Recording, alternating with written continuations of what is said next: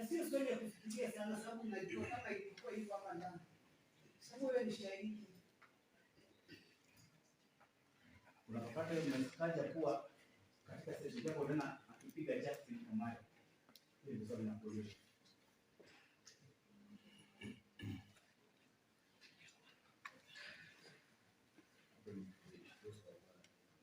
Kwa hivyo hakuna, sio?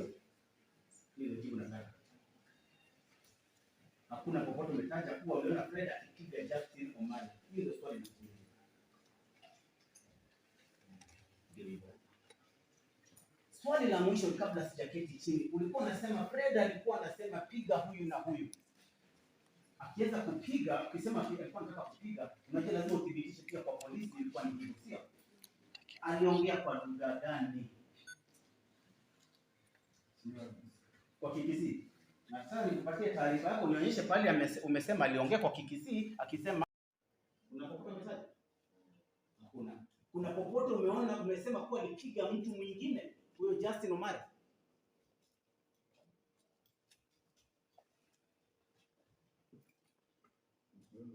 Hapana.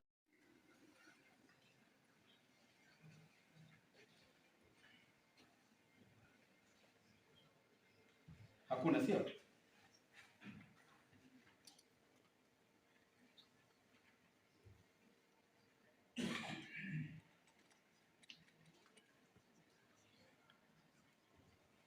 Hakuna, sio?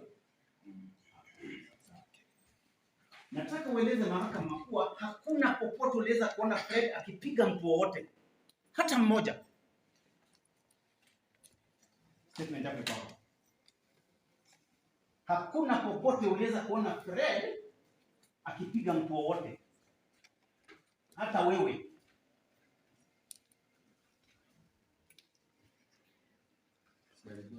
Mimi nakuuliza swali, wewe wacha tu stories hizi mingi tu. Katika hii taarifa yako mimi nakuuliza kuna popote umetaja ukiona, angalia statement yako ni kama unaweza kusema.